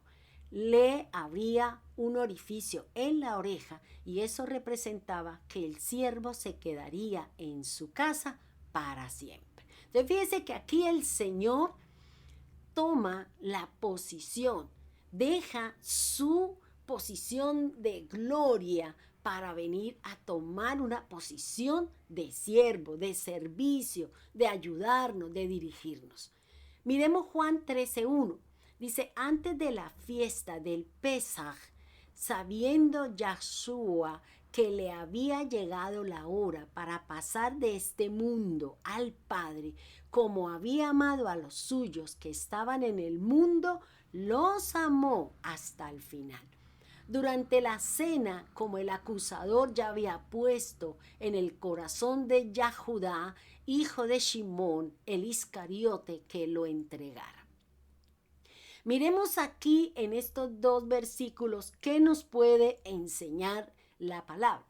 En estos párrafos podemos encontrar algunos aspectos. Primero, esto se sucedió antes de la Pascua. Segundo, había llegado su hora. ¿Y cuál era la hora? De irse de este mundo al Padre. Él sabía que tenía que ir a hacer la obra y que después de cumplir eso, él volvería a irse a donde estaba su Padre. Lo otro que podemos encontrar aquí es que el Señor amaba a los suyos y dice que los amó hasta el fin. También encontramos algo muy particular y es que el adversario del Señor, el enemigo, se encontraba en la mesa del Señor. Dice la palabra del Señor que Jesús también conocía que Dios le había dado todas las cosas en sus manos y que él había salido de Elohim y a Elohim iba a volver. Eso era lo que Cristo conocía. Conocía la hora de su llegada, conocía que ya se iba a volver a ir al Padre, conocía que el enemigo estaba ahí, conocía que todas las cosas eran dadas por Dios y que se las había puesto y sabía que él había salido del Padre y volvería. Fíjese que nosotros también sabemos que nos vamos, pero nosotros no sabemos cuándo. Jesús sí sabía cuándo se iba a ir nuevamente al Padre. Nosotros sabemos que nos vamos a ir, que estamos pendientes, que estamos a la expectativa de irnos, porque a nosotros se nos ha dado la vida eterna, aquellos que hemos guardado, aquellos que nos hemos cuidado, aquellos que hemos venido haciendo una obra para el Señor. Miremos entonces lo que nos dice la Escritura en Juan 13:4. Dice, se levantó de la cena, se quitó el manto y tomando una toalla se ciñó con ella. Miremos lo que hizo Jesús. Jesús se levanta de la mesa. En ese momento, él empieza a despojarse de su gloria y a tomar su posición de siervo, de aquel que vino a servir, de aquel que vino a entregar, de aquel que vino a poner su vida en favor de nosotros. Luego él se quita el manto Y nosotros sabemos que el manto le daba una posición de autoridad y dentro del judaísmo. Luego se ciñe una toalla en su cintura. El ceñirse la cintura hace referencia a la verdad como luz verdadera que venía a iluminar el camino, es decir, a entregarnos una nueva forma de ser, entregarnos una conducta y a entregarnos un comportamiento en cuanto a Dios, en cuanto a nosotros y en cuanto hacia los demás. Juan 13:5 dice: luego echó agua en una vasija y comenzó a lavar los pies de los discípulos y a secarlos con la toalla con que estaba ceñido. ¿Qué me quiere decir acá? Luego que Jesús se levanta, se ciñe la toalla, el Señor dice que coge una vasija y coloca agua dentro de esa vasija. El agua representa el espíritu de la palabra de Cristo. Recuerde que Jesús dice que las palabras que él habla son espíritu y son vida. Por eso él coge la palabra y la coloca coge el agua y la echa sobre una vasija. Esa vasija es para recoger el agua. Y eso representa el corazón dispuesto para recibir la enseñanza del espíritu de la palabra de Cristo. Por eso es importante que usted y yo dispongamos el corazón, esta vasija que es receptora de la palabra. ¿Para qué? Para que el Espíritu Santo me enseñe y yo esté dispuesta a recibir, y no solamente a recibir, sino a practicar y a guardar la palabra del Señor. El otro elemento del que nos habla ahí la acción de Jesús es la toalla. La toalla es un elemento que caracteriza al servicio hacia los demás. Esto nos enseña que debemos estar dispuestos para secar el mal andar de algunos que son llamados al servicio del Señor. Fíjese que cuando Jesús comienza a lavar los pies de los discípulos, nos enseña que es la palabra del Espíritu y la guía de Cristo que nos llevará a todo propósito de Dios con cada uno de nosotros. Mire, hermanos, pensando en esta parte de cuando Él empezó a lavar los pies de los discípulos, ¿qué quiere decir ahí? Para lavarle los pies a los discípulos, Jesús tomó en sus manos los pies. Jesús tomó en sus manos, es decir, el caminar. Jesús tiene en sus manos su nueva forma de ser, su conducta, nuestra forma y todo nuestro andar está en las manos del Señor.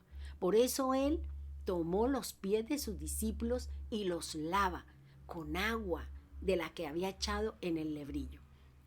Jesús ha tomado nuestros pies y nos está lavando con la palabra, nos está lavando con el Espíritu Santo. ¿Para qué? Para que tengamos una nueva forma de ser, para que se haga en nosotros lo que Él dice en Juan 14:6, yo soy el camino, la verdad y la vida. Y recuerde que dentro del significado de la palabra camino representa una nueva forma de ser, una conducta, un comportamiento, un destino y una meta. Y eso es lo que el Señor ha hecho, eso es lo que el Señor nos está enseñando. Que así como el pueblo de Israel tuvo un mal caminar y el Señor le dio las aguas de purificación y que tenían que bañar su cuerpo, que tenían que bañar sus ropas y podían volver, aquí es para nosotros volver al camino del Señor, para volver a la casa de Dios, para ir a la vida eterna. El Señor tiene en sus manos sus pies. Es decir, la forma de ser, la manera de comportarnos, la manera de actuar, el Señor la tiene en sus manos. ¿Cómo la va a moldear? ¿Cómo la va a trabajar? ¿Cómo lo va a hacer? A través del Espíritu Santo y el Espíritu de la palabra, como nos dice el Señor a través de la Escritura. ¿Quién lleva en ejecución este proceso para usted y para mí es el Espíritu Santo. El Espíritu Santo es el que me va a convencer del pecado, del juicio y de la justicia. De pecado porque no estamos creyendo en él. De juicio porque ya el enemigo fue juzgado. Y la justicia porque volverá el Señor y a cada uno nos dará de acuerdo a la obra y al trabajar de cada uno. Jesús lava y seca los pies de los discípulos. Esta acción del Mesías tiene que ver con el principio de lavar el camino y el polvo que han venido recibiendo de nuestro mal andar antes de conocer y ser un seguidor de Cristo.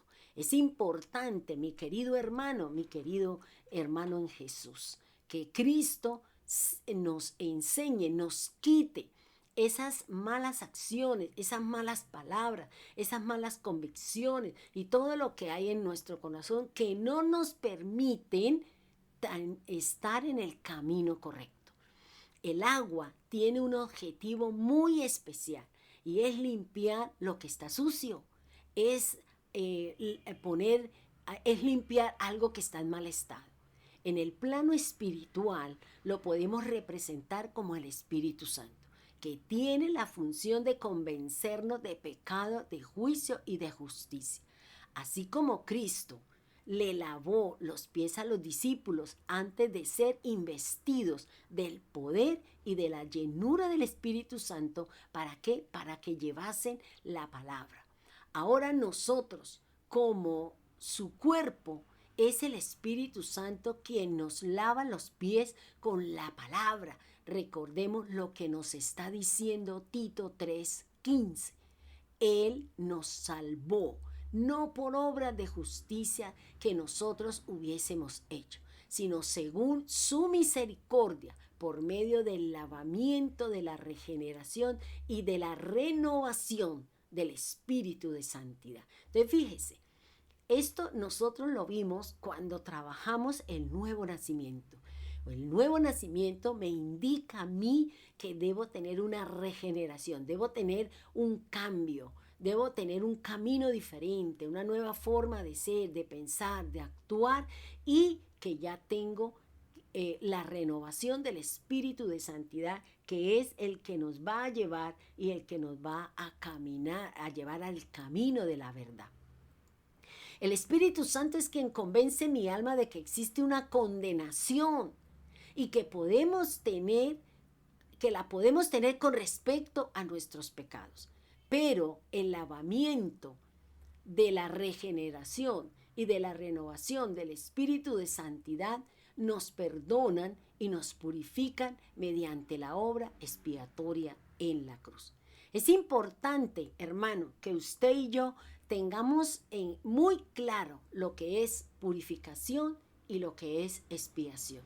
En cuanto a la purificación, se hace con el lavamiento de la regeneración y la renovación del Espíritu de santidad. Eso es lo que hace el lavamiento, es lo que hace la purificación. Pero la expiación hace referencia a la sangre derramada en el madero para perdón de pecados, y que esta sangre solamente se derramó una sola vez y para siempre. Ya no hay necesidad de todo lo que nos habla la palabra, lo que nos dice la Escritura. Ahora, cuando el Señor llega a donde está Pedro y le va a lavar los pies, el que le dice: Maestro, ¿tú me lavas los pies a mí? ¿Y qué le responde el Señor? Lo que yo hago, tú no lo entiendes ahora, pero lo comprenderás después. ¿A qué hace referencia? Al nuevo camino, a la nueva estilo de vida, a lo que ellos se iban a enfrentar por seguir al Señor. Dice Pedro: jamás me lavarás los pies. Entonces el Señor le dice: si yo no te lavo los pies, no tienes parte conmigo. O sea, si yo no le entrego mi camino, Si yo no le entrego, y no le permito que el lavamiento de la regeneración y la renovación del espíritu de santidad haga una obra conmigo, no tendré parte con el Señor, no tendré vida eterna. Por eso es importante, hermano, que nosotros nos dejemos lavar nuestro caminar por la palabra. Mirémonos cómo son nuestras formas de ser, nuestra manera de hablar, nuestra manera de proceder. Si somos de los que vemos una cosa aquí, se la contamos al vecino. Si vemos que aquí esta persona dijo esto y yo voy y se la cuento a fulano. Eso se llama chisme, eso se llama murmuración, es lo que me dice la palabra del Señor, es lo que nos está hablando la Escritura. Usted no puede llevar lo que usted ve en su oficina, en su casa, usted no lo puede divulgar, porque eso son cosas que pertenecen a una casa, y nosotros a veces hablamos más de la cuenta y no sabemos en los problemas que nosotros podemos llegar a meter a estas personas por haber hablado lo que no debo. Por eso recuerde que dentro de los pecados del pueblo estaba la murmuración, y eso se llama lepra.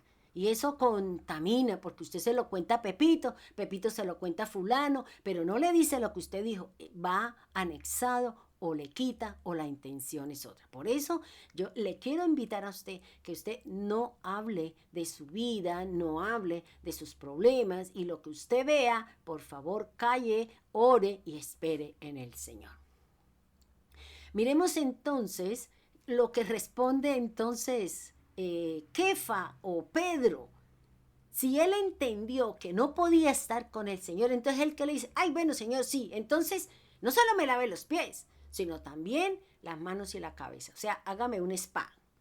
Y dice el Señor, el que se ha lavado no tiene necesidad de lavarse más que los pies, pues todo está limpio. Ya ustedes están limpios, aunque no todos. Entonces fíjese que aquí el Señor que nos estaba hablando, o el Señor que le estaba hablando a Pedro, el Pedro le estaba hablando a él, que estaba diciendo la condición de los que estaban, de aquellos que participaban, de aquellos que estaban con el Señor, de aquellos que realmente entendieron la obra del Señor.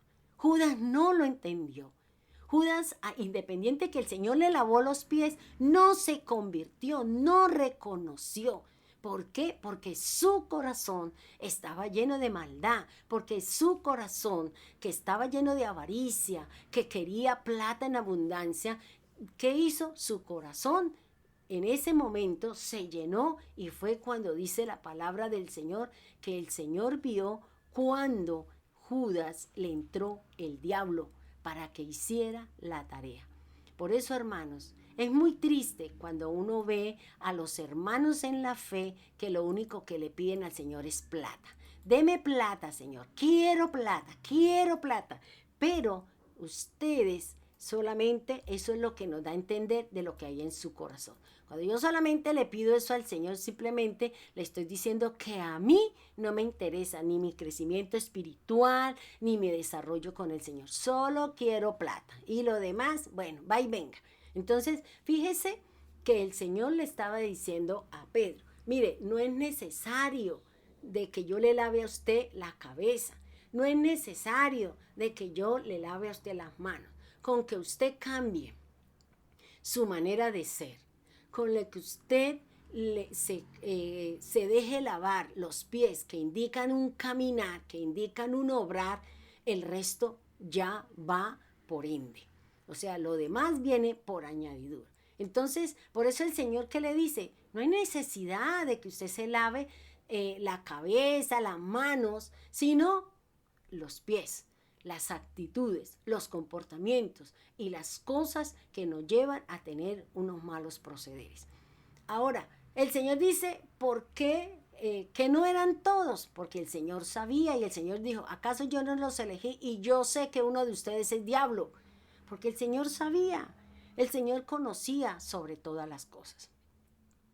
Ahora, miremos lo que dice el Señor, que después de que Él terminó de lavarle los pies a todos, dice que recogió su manto, es decir, volvió a coger su autoridad y su posición y se volvió a sentar a la mesa y les dijo, ¿entienden lo que he hecho con ustedes? Ustedes me llaman rabí y maestro y dicen bien porque lo soy. Pues bien, si yo el maestro y el rabí les lavé los pies, también ustedes deben lavarse los pies los unos a los otros. ¿A qué hace referencia? Que debemos de ayudarnos cuando estamos nosotros cometiendo fallas, cuando estamos nosotros cometiendo una actitud o debemos de ayudarnos, no de hablar, no de difamar, no de echarle más leña al tercio, porque suficiente nosotros tenemos con la lucha y la batalla que estamos viviendo y que estamos pasando. Dice el Señor en Juan 13:16, dice, en verdad les digo que el siervo no es mayor que su amo, ni tampoco el enviado es mayor que el que lo envió. Fíjese que aquí Jesús, ¿qué estaba diciendo? Estaba reconociendo que él no era mayor que el Padre, que una cosa, que él vino solamente ¿a qué? A cumplirle la tarea al Señor, a hacer una obra expiatoria. El Señor vino a expiar y vino a limpiar nuestro camino.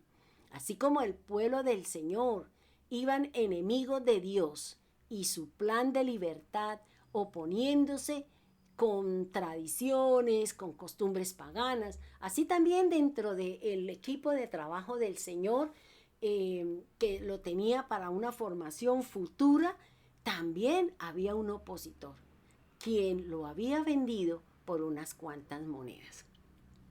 ¿Cuántos de nosotros tenemos enemigos?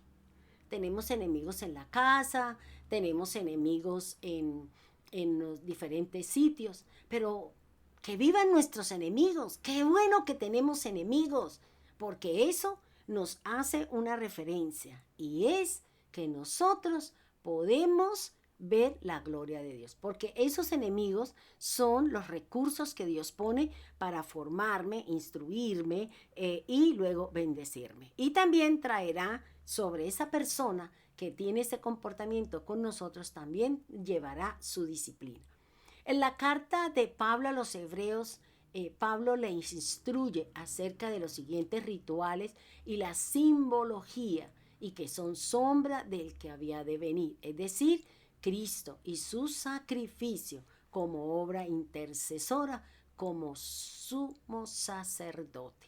Mire lo que dice Hebreos 9, 13 y 14. Dice así la palabra del Señor.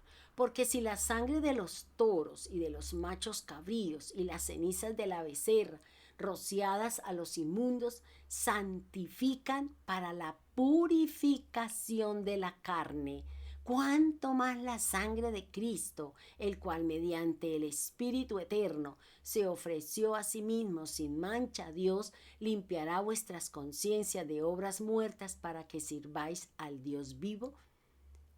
Entonces fíjese lo que nos está hablando aquí el Señor. El Señor nos está hablando, o Pablo está diciendo, que esos rituales y esos eran santificar la carne para ese pueblo. Ahora nosotros es mediante la sangre y el actuar del Espíritu de Dios. Ahora, fíjense que hay algo importante que quiero que miremos con respecto a algo que les había dicho al principio, y es en qué momento el Señor quita este ritual o qué hace referencia, cómo pierde ya vigencia. Vamos a mirar. Habíamos hablado que cuando se echaba en el fuego la vaca, con sus características, la madera de cedro, el hisopo y también el escarlata, ¿en dónde encontramos eso? ¿Por qué no lo podemos seguir haciendo? Por una sencilla razón, y eso nosotros lo encontramos en la palabra de Dios. La madera nos habla referente a la cruz de Cristo. Vamos a mirar lo que nos habla el Señor. Fíjese que se echaba la madera en el fuego. Y dice la palabra del Señor, y que Cristo fue crucificado. Dice, y allí Juan, estoy leyendo Juan 19:18. Y allí le crucificaron y con él a otros dos, uno a cada lado y Jesús en el medio. Entonces allí hablan y en el 23 dice, cuando los soldados hubieron crucificado a Jesús, tomaron sus vestidos e hicieron 4 partes, una para cada soldado. Tomaron también su túnica, la cual era sin costura, de un solo tejido, de arriba a abajo.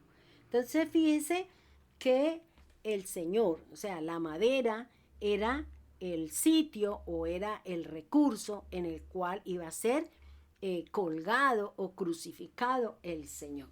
El hisopo, dice Juan 19:29, y estaba allí una vasija llena de vinagre. Entonces ellos empaparon en vinagre una esponja y poniéndola en un hisopo se la acercaron a la boca.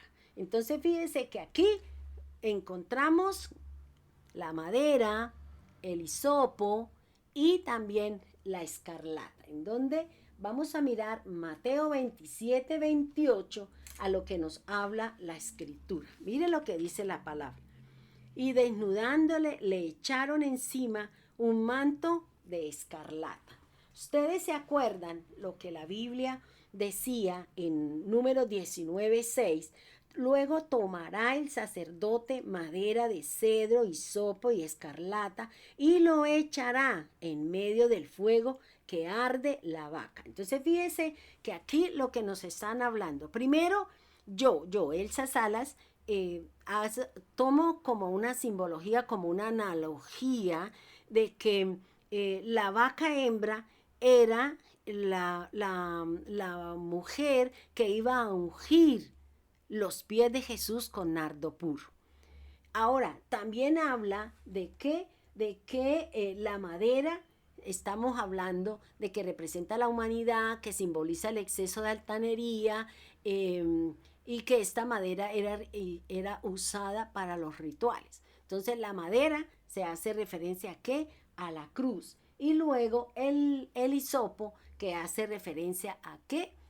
A la pureza para limpiar el corazón del pueblo de Israel y crear una nueva alianza. Y también lo que nos habla la escritura es la escarlata, es decir, cuando echaron estas cosas al fuego, es como cuando echaron a Cristo, le echaron a Cristo el manto escarlata y se burlaron del Señor. Entonces fíjese que ese ritual de pureza que tenían en el antiguo, ya en Jesús se cumplió y por eso ahora a nosotros la pureza, el perdón y todo está basado en la obra del Señor. Este es uno era el tercer decreto que formaba el acta de lo que el Señor había anulado, el rito de la purificación, que ya no es todo lo que dice, sino ahora representa la obra del Señor, representa la obra de Cristo, representa la presencia de la palabra, y que ahora el Señor a través de eso nos está separando, nos está guardando, nos está poniendo en una dirección diferente a lo que el Dios Todopoderoso tiene con nosotros. Por eso es importante, hermano, que usted y yo analicemos, miremos y caminemos lo que nos enseña la palabra del Señor. Vamos a orar y vamos a pedirle al Señor que nos dé sabiduría para poder entender lo que nos enseña. Que ya estos rituales de lavarse con agua y todo este tipo de cosas ya no tienen vigencia, porque primero Cristo ya lo dejó en la cruz. Y aquí el lavar los pies a los discípulos, a los futuros conocedores del Señor, es mediante el nuevo nacimiento, que nos habla Tito 3:15, que nos habla que el lavamiento de la regeneración y la renovación en el Espíritu Santo. Pero todo eso se hace con la palabra del Señor, con la escritura. Es lo que me dice la escritura y es lo que me habla la palabra. Espero que les haya gustado esta enseñanza. La verdad que aprendí mucho y cada día me convenzo más que es muy importante que usted conozca lo que nos habla el Señor a través de la Torá, a través de las enseñanzas, y que todas esas obras de Jesús tienen una relación directa, un vínculo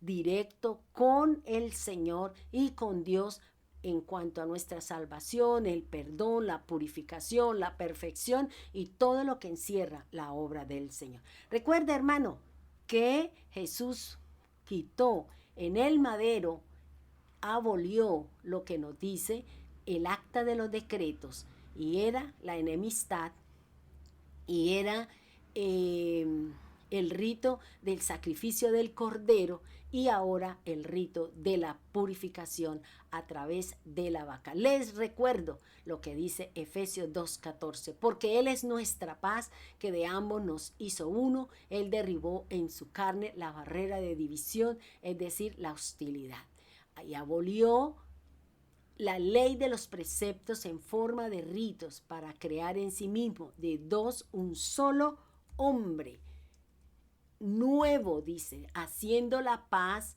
y también reconciliando con Elohim a ambos en un solo cuerpo por medio de el madero, dando muerte a la enemistad.